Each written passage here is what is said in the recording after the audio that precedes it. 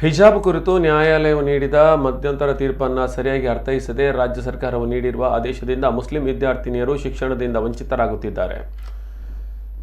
ಈ ನಿಟ್ಟಿನಲ್ಲಿ ರಾಜ್ಯಪಾಲರು ಮಧ್ಯಪ್ರವೇಶಿಸಿ ಸರ್ಕಾರಕ್ಕೆ ಸೂಕ್ತ ನಿರ್ದೇಶನ ನೀಡುವಂತೆ ಮನವಿ ನೀಡಲಾಗಿದೆ ಎಂದು ಜಿಲ್ಲಾ ಪಂಚಾಯತ್ ಮಾಜಿ ಸದಸ್ಯ ಎಂಎಸ್ ಮಹಮ್ಮದ್ ತಿಳಿಸಿದ್ದಾರೆ.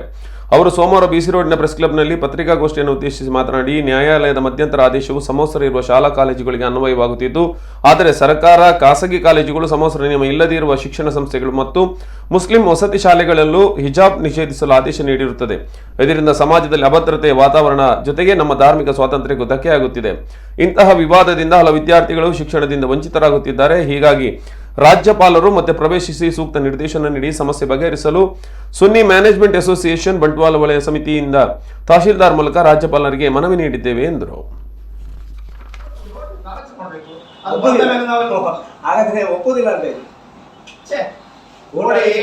ಈಗ ಒಂದು ಕೋರ್ಟ್ ಆದೇಶ ಬರಲಿ, ನಾವೆಲ್ಲ ಯಾವ ನಮ್ಮ ಹಿರಿಯ ನಾಯಕರಿದ್ದಾರೆ, ಧಾರ್ಮಿಕ ಗುರುಗಳಿದ್ದಾರೆ, ಇದ್ದಾರಲ್ಲ, ಮಾತಾಡ್ತೇವೆ.